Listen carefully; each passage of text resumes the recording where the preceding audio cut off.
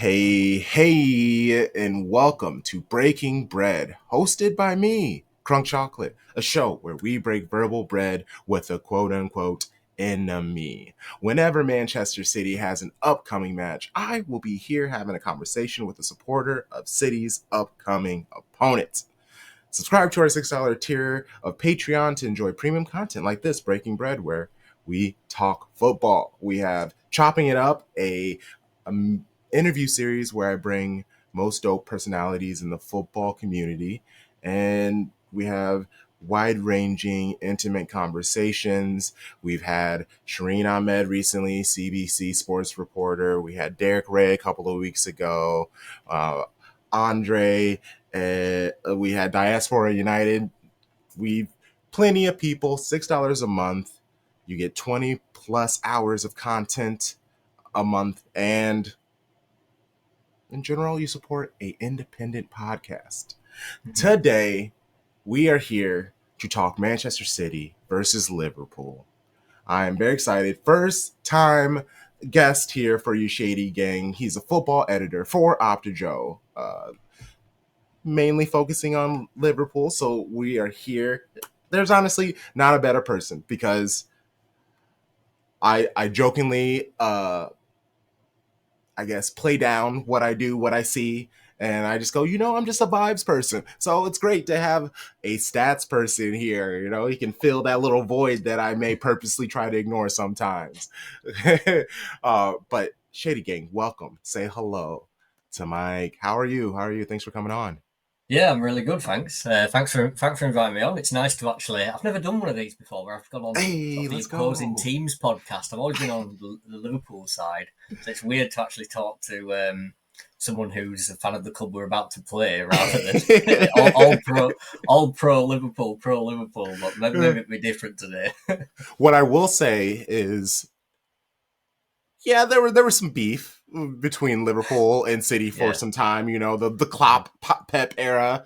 But what I will say is, with Slot, I've tried to just wipe that history clean out of my Mm-hmm. brain and just take Slot who he is. Uh, what I will say is he seemed at first to be much more like calm and chilled and laid back than Yeah, Klopp, but it just seems like yeah, week after week, you're just like, he seems actually way more intense than Klopp. yeah. So, I think yeah. it's sort of he's sort of it's hard to describe, but I think certain refereeing decisions are starting to wind him up, and Mm-hmm. certain aspects of the English game that maybe he's never seen before, and also the pressure of being in a title race in the Premier League. Obviously, he's had it in the Dutch league, but the Premier League, the media attention, the scrutiny, it's It's a so much little higher. bit, yes. And I think, obviously, just from a personal level, it's a hard job. Of course, he's paid good money to do it, and he's an experienced manager. But I think we're starting to see that pressure coming out. So hopefully he can handle that in the coming months, anyway, from a Liverpool perspective. Yeah. And what I will admit that it was kind of Bernardo who started it. He like kicked at Salah in our first match that we played, and Yeah, then Salah made a 115 joke, and then Slot played down the 115 joke, but also he played yeah, into it at the same time. yeah. So then I was just like, okay, Yeah, yes, the rivals back, baby. yeah. It's funny because I think obviously it was only when sort of Guardiola joined. Because even if we had title races against each other before Klopp and Guardiola in 2013-14, Liverpool and Man City were going for the title then. And obviously Jose Mourinho's Chelsea had something to say about it for us that season. But there didn't feel like there was that much of an actual rivalry, if you get what I mean. Yes, Yeah. we were going for the title that season, but I think once Klopp and Guardiola arrived in England, it sort of really intensified it. And for a few years, Liverpool and Man City were comfortably the two best teams in England for years. Arsenal have since sort of made that more of a three horse race now. Mm. So Arsenal sort of intruded that, and I don't know if Arsenal have sort of ruined the rivalry a bit, because now we've got that extra sort of player in the game, if you get what I mean. Yeah, So they yeah, it's been definitely, a funny one, really.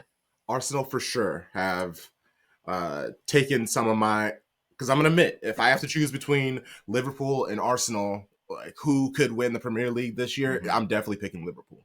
I get And that from a lot of City fans. I get that from a lot we of City fans. Arsenal, I just can't do it. It.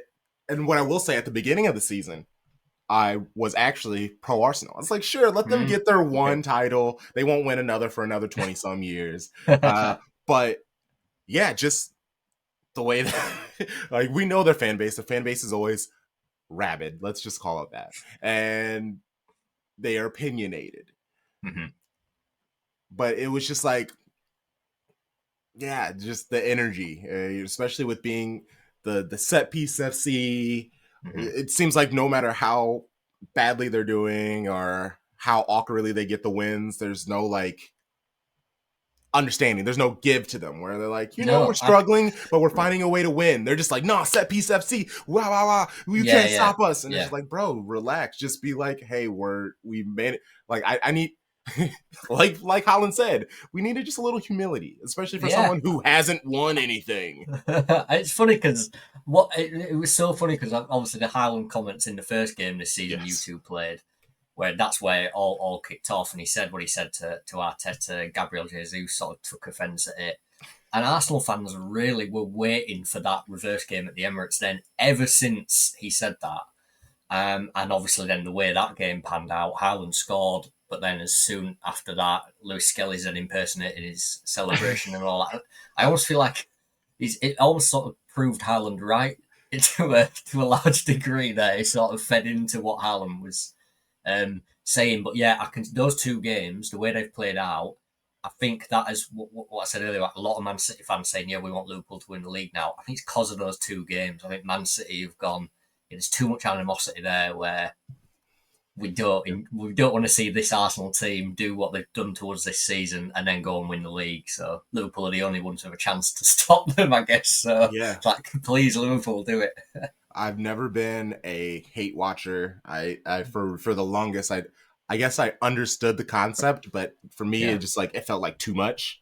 yeah, Because like even the last few seasons, I refused to watch a Liverpool match. I refused to watch an Arsenal match because this is mm, like how it's gonna end. mm-hmm. Why?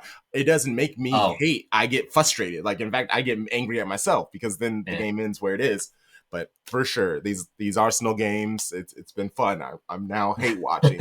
It's been like they're still figuring things out, which is frustrating, but at least they're struggling along the way, and that's mm-hmm. been nice. But we're here. Enough of that other red team. We're here to talk about Liverpool.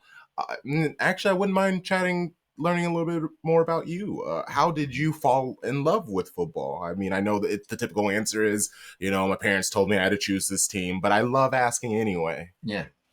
Well, it's funny because I want to say my parents are really sort of avid Liverpool fans. My grandparents lived in Liverpool. My accent's not Scouse. I'm not a Scouse. Yes. I'm from a place called Yorkshire in Okay. Yep. England. Mm-hmm. So I don't have that local. I wasn't born there, Mm-hmm. but I was still sort of drawn to the club because grandparents lived there. I had that affinity with the city, and also I have a weird claim to fame where the "You'll Never Walk Alone" anthem that Liverpool play at Anfield at the start of Mm-hmm. every game. My uncle played the piano in the recording of that, in the Oh, remastered recording. okay. So it's a really sort of cool link there. Yeah. Um, and all my memories of a kid are of watching Liverpool weren't very good. I'm 29, so my memories of watching Liverpool were sort of very early 2000s. But what I did get was the treble winning cup season in 2001 when they won the League Cup, FA Cup, and UEFA Cup as it was called at the time, all in the same season. And I had that on an old VHS recording system. I had that FA Cup final recorded, and as I can remember, as like a 5, 6 year old kid, I used to just watch that game and see Michael Owen score twice against Arsenal in the final and win Liverpool the FA Cup. And so as a kid, and I'm called Michael, so I was like, well, this guy's amazing. Because as a kid, that's sort of what you think. And it's funny Facts. because now Liverpool fans hate Michael Owen, so it's sort of it's weird how that sort of panned out. But yeah, I've just sort of always had this affinity for the club for those reasons, Mm. and it's grown and grown and grown. Got to enjoy the 2005 Champions League final. I remember sort of 3-0 down at half time. I remember basically crying and leaving the room when I was 9, 10 years old, something like that. And then my dad was like, "Oh, Gerrard scored! You've got to come back in." And so I ended up watching, and obviously that happened. And yeah, there's always been that affinity with the club, and it's sort of, yeah, I feel like it sort of speaks to me as a person. The club is sort of values is sort of similar to mine, if you get what I mean. That you'll Yeah. never walk alone ethos, that socialism, and everyone's together, and we do it all as a team. I think if you look at the history of Liverpool, yeah, they've had great players: Ian Rush, Kenny Dalglish, even Steven Gerrard, now Mo Salah. Mm-hmm. They've always had great players, but it's always been about that team and about bringing through youth players and bringing through local homegrown players, giving you young players a chance. They never really made many big money signings. Obviously, we have Van Dijk and Alisson in the current squad, but other than that, we don't generally buy ready-made superstars. I'd Yeah. say the last one was probably Thiago, who's obviously has had injury issues, but he was probably the only real. He's already a superstar before he joined Liverpool. Mm-hmm. I think Liverpool tend to buy a player and then turn him into a great, and I think that's I enjoy that about the club. So I think, yeah, I think just that, like, the general ethos that the club has, I think speaks to me in that sense. If you sort of get what I mean. Yeah. Yeah. Definitely. Definitely. Yeah. I mean, that's a very solid story. Very solid Yeah, story. I love it. Well, and I want to move quickly to stats. I mean, yeah. OptaJoe, you obviously have a love for stats. How did that originate? How did that come? Like, were you always kind of like a by the numbers person? Mm-hmm. Absolutely not. I was terrible at maths at school. I hated maths, or you guys call it math, don't you? We had the S on the end, but yeah, yeah. I was terrible at math or maths, and I hated it. And but I was interested in football. And at university here, I did sports journalism. So I sort of, that was my way. I wasn't good enough to play football, so maybe I can just write about it instead. That's fair. Um, yeah, so I did sports journalism, got my degree, and then it was just a case of sort of applying for jobs. And I didn't even really know what this one was when I applied. I just knew the company it was for. Mm-hmm. I didn't realize it was running up to Joe and doing all the stats and all the numbers, but here I am. That's the job I ended up getting, and I've loved it so much. I've stayed ever since. So I've been doing it 7.5 years now Oh, nice. with OptaJoe. Obviously, it's a huge 1.3 million followers on Twitter, so it does well. It does Yeah. well, Yeah. and it's just great fun. I get to do some. I'm paid to do something that, I'm sure you as a football fan or a soccer fan, you also you love seeing the stats and you love reading about the various things that are Mm-hmm. going on, the numbers behind what's going on in the game. I would look at that if I wasn't paid to look at it. I'd be interested. Yeah. But the fact is, I am paid to look at it, and I'm paid to then tell the broadcasters, so NBC in America, when they're showing a game, they are a client of Opta, and we will give them the stats. And I'm lucky enough to be paid to do that. So I'm doing something that I love to do as a football fan, as a lover of football. Um, so yeah, I'm very fortunate, really. I've sort of had to learn the maths more and more Yeah. as I've gone along and get better at the numbers and understanding them and breaking them down. Um, so I'd like to think I'm okay with it now after 7.5 years. But I'd like to think so. I'd like to think so. yeah, I'm I am a very much an eye test person, but I do love going back to numbers to yeah, make sure that, maybe I am seeing what I'm seeing well, yeah, or I mean, obviously you can use stats for good or evil depending on however yeah, you of want to. course. Mm-hmm. But I very much enjoy it. And OptaJoe is one of the accounts I very much follow and pay attention Yeah, to and love yeah, love sharing what they do. And yeah, so shout out to them and you for doing your yeah, thing. Um, yeah. and the first question is how do you support the club? Something you love about them, but I feel like you did a very good job at explaining them how Yeah, you fell in love with it, so we can keep going and to conversate a little bit more about Arne Slot when he was first announced for Liverpool. yeah. How, like, going from Klopp to Slot, like, what was the original mindset for the general Liverpool fan. It's hard to speak on behalf of every Liverpool fan. Yeah, that's fair. That's fair. But obviously, everyone was absolutely devastated that Klopp left. That was clear. I think other fans of other clubs would use it to sort of take the mickey out of Liverpool and say, you're losing Klopp now, you're going to go downhill and all this. And Liverpool felt that. Liverpool fans felt that. I think we all felt there was going to be a period where we weren't going to enjoy the success that we had under Klopp. Speaking personally, it wasn't necessarily the success I was going to miss. It was the brand of football that I felt I was going to miss. It was that, the heavy metal gegenpressing style. And to be fair, I think Klopp did tone that down the longer he got on. But I mean, last season we were known for being entertaining. The amount of goals we scored and conceded, that was the way Klopp was. We'd play full throttle. We wouldn't we wouldn't go 1-0 up and sit on it. We'd try to get the second, and we'd never stop. We wouldn't play for a clean sheet and a 1-0 win. We wouldn't play for a scrappy win. We'd play to entertain. And I think football is about that. I think football is about entertaining. I watch to be entertained. I don't watch necessarily just to see Liverpool win. I watch football because I want to be entertained for that 90 minutes. I want to watch something that's enjoyable. For the same reason I'd watch a box set. I want to enjoy what I'm watching. Yeah. And Klopp was the ultimate for that. How many boring Liverpool games were there under Klopp? I cannot name many. Not really, they just weren't. So and so that's what I felt I was going to miss. Whether I'm speaking on behalf of every Liverpool fans for saying that, I'm not sure, but that's what I felt we were going to miss.